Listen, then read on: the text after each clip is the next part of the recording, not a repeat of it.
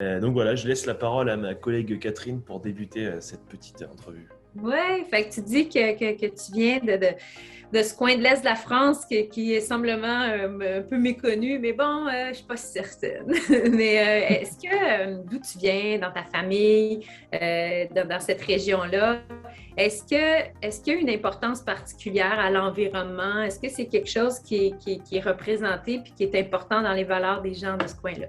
Je pense qu'il y a tout doucement une conscience écologique parce que la plus grande ville dans cette région-là a élu un maire écologique il y a pas très longtemps, donc écologiste, pardon. Je pense que le mouvement se place effectivement. On voit beaucoup dans les universités, des mouvements, etc. Après, dans le quotidien des gens, je pense que c'est un mouvement qui s'inscrit tranquillement, mais je viens pas d'un milieu activiste, engagée, pure souche du tout. Je pense que ma conscience environnementale, je me la suis fait seule. Je viens pas de ce genre de milieu-là. Hein? Et est-ce que cette conscience environnementale, c'est un peu ça qui t'a amené à créer ta marque, en fait? Je pense que la vocation était double quand j'ai créé Boreali. La première, c'était de mettre en valeur des ingrédients qui sont plus proches de nous. Ça me tenait à cœur de par la biodiversité incroyable qu'on a et dont on a la chance de jouir au Québec. Et ensuite, parce que je pense que l'industrie de la beauté va toujours chercher des ingrédients absolument tous les plus extraordinaires les uns que les autres. Et des fois, ça fait faire des kilomètres et des kilomètres pour aller chercher la fleur improbable dans un pays qui est des fois très éloigné de nous, alors que nous, on a la chance de pouvoir avoir des actifs marins tout près. Donc oui, j'étais passionnée de notre environnement d'abord. Ici, je suis complètement tombée en amour avec le patrimoine naturel québécois. Et puis ensuite, parce que j'avais envie de contribuer à faire changer et à bouger les lignes de cette industrie qui effectivement fait des efforts. Si tu devais définir ta marque en 3 hashtags, ce seraient lesquels? Mes 3 hashtags, ce serait hashtag actuel. J'ai rien inventé quand tu crées une entreprise en 2020. Pour moi, c'était évident que dans l'ADN, il y avait une part de responsabilité. Je pense que c'est indéniable maintenant pour les entreprises qui voient le jour. Donc, pour moi, c'est pas un marqueur d'innovation, c'est un marqueur d'actualité puis d'intelligence dans l'évolution dans le monde dans lequel on vit. Donc, hashtag actuel. Hashtag responsable. Responsable, c'est pas seulement dans les compositions des produits qu'on choisit de faire, c'est aussi dans les produits qu'on choisit de ne pas faire. Donc nous, on n'a pas une gamme et on sortira jamais, je pense, 12 produits au trimestre parce qu'il y a vraiment des belles choses qui existent déjà sur le marché et c'est de savoir les reconnaître. Donc je crois que c'est important. Et hashtag positive parce que j'ai une approche quand même de l'environnement et de notre implication qui se veut quand même rassurante. Je n'ai pas envie de nourrir un discours d'anxiété, de peur. Je trouve que ça, on en a suffisamment. C'est important pour lever des drapeaux parfois, mais c'est aussi important d'inclure dans le quotidien des choses positives, des choses qui se font déjà et en fait de multiplier la communication sur des actions qui sont déjà en place. Donc, j'ai envie de garder par rapport à l'environnement un état d'esprit hyper positif parce que je crois que c'est ça qui va être un moteur en fait plutôt que la peur et la crainte. Ok. Et est-ce qu'il y a un message caché derrière Boreali? Nous, le premier est vraiment notre biodiversité accessible est extraordinaire. Et la deuxième est vous êtes la meilleure personne pour prendre soin de vous. Donc, on invite les gens, au-delà de consommer des produits, à plus se poser la question sur ce dont ils ont besoin pour prendre soin d'eux et donc à se questionner sur attends, j'ai peut-être pas besoin d'une routine beauté en 12 étapes. Ça, c'est ce que veut bien nous faire croire le marketing plus traditionnel dans l'industrie dans laquelle je joue. Mais finalement, si j'ai envie de prendre soin de moi, ça passe peut-être par bien dormir, respirer, bien manger et effectivement un ou deux produits pour prendre soin de ma peau à l'extérieur. Mais en fait, c'est dans des actions très quotidiennes que les gens sont les meilleures personnes pour prendre soin d'eux. Donc, on veut rien dicter, on veut davantage guider les gens au-delà du cosmétique dans un mode de vie plus sain dont en fait seuls eux sont responsables. Ok. C'est une approche qui est plus éducative en fait que de commercialisation pure et dure. Là. Ouais, c'est pas le message qu'on veut véhiculer du tout. On s'est parfois essayé sur ce genre de message. En fait, moi, mon cœur de fondatrice n'était pas du tout aligné par rapport à ça. Donc, on a rapidement évincé le propos. C'est pas quelque chose qui me tient à cœur du tout. Donc, vision globale de la santé et voilà, pas juste consommer des produits pour consommer des produits. Donc, c'est un peu ça le message derrière Boreali. Bah là, en fait, sur la suite de l'entrevue, on va faire un petit jeu. Enfin, c'est tout simple, c'est une sorte de texte à trous. Je vais commencer un bout de phrase et toi, tu auras juste à continuer la phrase et la terminer. L'éco-responsabilité, pour moi, c'est… La base. Parfait. Et le conseil numéro 1 que tu donneras à quelqu'un qui t'annonce qu'il veut être plus écolo, c'est… Commence petit, parce que chaque geste compte. On n'est pas obligé de vouloir planter une forêt demain matin. Là. On peut aussi penser à ses sacs dans son auto pour aller à l'épicerie, bannir la bouteille en plastique. Voilà, il y a plein de gestes qui nous paraissent déjà tellement acquis qu'on se dit mais non, mais oublie ça, là, c'est évident. Mais en fait, non, c'est pas évident que tout le monde a son sac réutilisable et sa bouteille d'eau réutilisable. Donc, commence petit parce qu'à trop vouloir voir grand, on se met la pression, puis c'est comme ça qu'on oublie de faire des gestes. On peut en faire beaucoup dans la simplicité. Sur cette ligne-là, OK, je te mets une petite situation. On se promène sur la rue ensemble, toi et moi, sur le plateau, n'importe où, puis la personne devant jette sa bouteille d'eau de plastique par terre parce qu'il n'y a pas de poubelle à ce moment-là, là, ou de recyclage. Qu'est-ce que tu fais? Je ramasse la bouteille. Moi, je suis du genre à ramasser les déchets qui sont sur ma route. Mais je ne suis pas rendue à frapper sur l'épaule de la personne et à lui dire hey, ce serait le fun que vous pensiez à une poubelle la prochaine fois. Parce que j'ai même pas envie de commencer avec ce genre de gens qui sont encore rendus. Mon énergie est ailleurs. Il vaut mieux que je mette de l'énergie à la limite à ramasser sa bouteille pour le moment. Puis à un moment donné, il comprendra peut-être par lui-même, mais c'est pas moi en lui tapant sur l'épaule. Là, j'aurais trop peur de me prendre une droite ou de. Et que non, je ne sais pas qui est la personne. Elle est responsable de ses actes. Moi, écoute, je patche en arrière. Peut-être que ça me viendra ce côté plus militante au point d'aller le mentionner, mais pour le moment, je vais être en rage, mais je vais pas être rendue à aller lui dire du tout en fait. Sauf si je vois que la personne se retourne et est gênée. Là, je peux établir un dialogue, mais si elle continue sa route, non, je veux pas parce que je trouve qu'il y a des gens qui sont encore tellement fermés que la souplesse et l'éducation, ça passe par d'autres choses que de rectifier comme ça tout de suite. Je serais trop craintive. Ce serait quoi la prochaine grande étape ultime pour Boreali? Ce serait quoi la prochaine chose que tu aimerais dire? On a réussi à faire ça.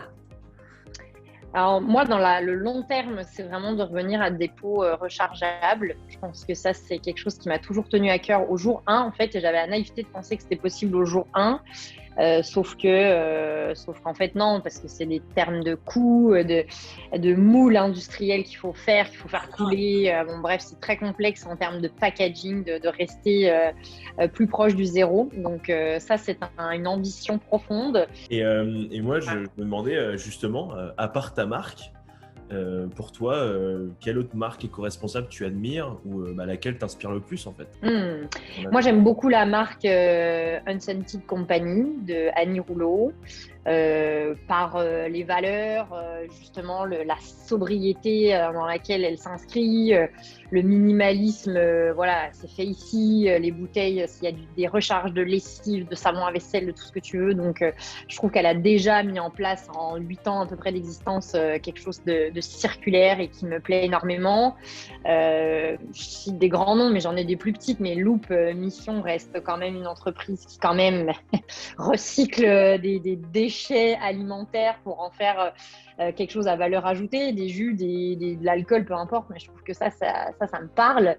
Puis après, toutes les entreprises qu'on cite jamais, mais qui travaillent dans l'innovation de packaging, de procédés, je pense que celle-ci, j'ai pas de nom en tête, mais je sais qu'il y a une multiplicité d'acteurs qui existent pour nous rendre la vie plus facile, plus verte, avec moins d'intermédiaires. Donc eux, je souligne leur travail parce que souvent ils sont des intermédiaires, donc on les voit pas, mais ils sont précieux en fait pour définir le demain. Donc tout ceci, moi, les plateformes logistiques qui pensent plus green, toutes celles-ci là, moi je leur je leur tire mon chapeau comme on dit, vraiment.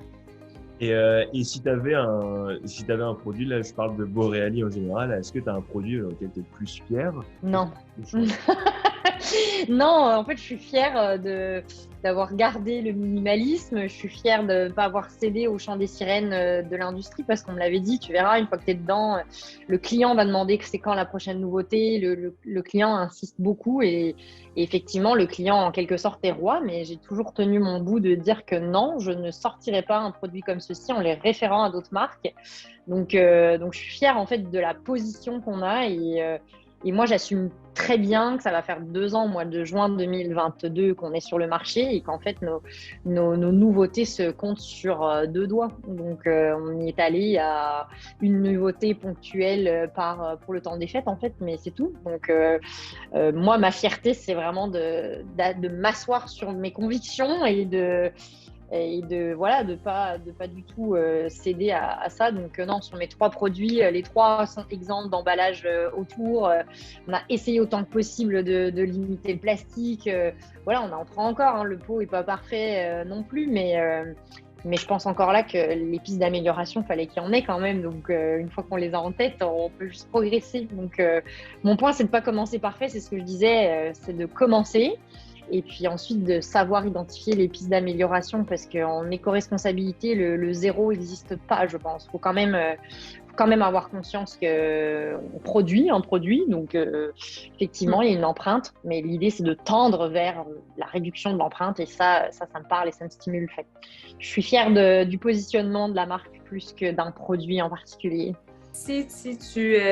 Si tu avais à faire un film traitant de l'environnement, de la consommation, de notre trace humaine sur l'environnement, ce serait quoi? Puis quel message tu voudrais passer? Qu'est-ce que tu ferais? Si j'avais à tourner un film sur l'environnement, je pense que je prendrais le pendant inverse de ce qu'on voit le plus et j'irais plus vers les initiatives collectives, sociétales qui existent, individuelles même parfois et qui font du bien et qui méritent de s'inspirer parfois aussi de plein de choses. Donc j'aurais goût de faire de tour du monde et de répertorier les initiatives les plus chouettes qui existent, que ce soit dans les pays nordiques où on sait qu'ils ont une longueur d'avance, mais je crois que quand même, j'aurais envie de trouver des belles initiatives dans des pays, par exemple, asiatiques, qui sont souvent diabolisés par leur empreinte, notamment avec l'industrie vestimentaire, etc. Mais il doit exister des gens quand même là-bas qui font des choses qui, portées à plus grande échelle, auraient un impact. Donc j'aurais goût de retourner complètement le paradigme qui est celui-ci et d'offrir déjà comme un film répertoire de bonnes pratiques, d'exemples sur lesquels les gens... soit capable. Oui, tu disais, Maxence? Une sorte de documentaire en fait que tu voudrais faire. Ouais, une image je serais pas dans le drama du tout parce que moi déjà ça m'angoisse et je pense qu'il y a suffisamment de contenu de ce genre et je crois qu'en fait si les sociétés puis les politiques sont pas capables de bouger. Parce que c'est un peu ça qu'on comprend quand même dans les temps qui courent, avec les 1001 promesses depuis 1992. Et puis là, on est rendu à des promesses pour 2050, fait qu'on n'en verra jamais le bout finalement.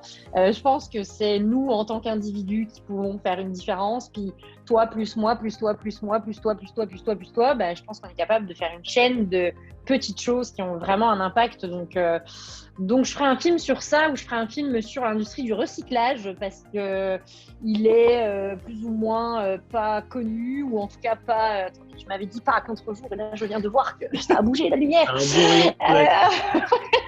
Mais les gens recyclent en pensant que c'est la facilité. Je pense qu'à la limite, si je voulais être un peu plus éducative, percutante, il y aura un aspect sur toujours rabâcher que le meilleur déchet que tu fais, celui que tu produis pas. Et donc, c'est pas parce que tu as un bac à recyclage et que tous les lundis soirs, tu le mets sur ton trottoir que tu es quelqu'un d'engagé et que tu fais ta part. Certes, c'est bien, mais les usines de recyclage sont saturées, en tout cas pour nous au Québec. Donc, je pense que j'aurais goût de revenir à la source sans être intense, mais de dire... il y a plein de choses que tu peux éviter là, à l'épicerie, même si c'est ta brioche préférée. Là, il me semble que tu peux peut-être éviter de l'acheter quand elle est triplement emballée. Donc voilà, je pense que ça serait mes 2 axes de l'espoir, de l'ambition, des initiatives, puis en même temps du pris dans notre quotidien, casser un peu une fausse croyance que parce qu'on recycle, on est les champions du monde.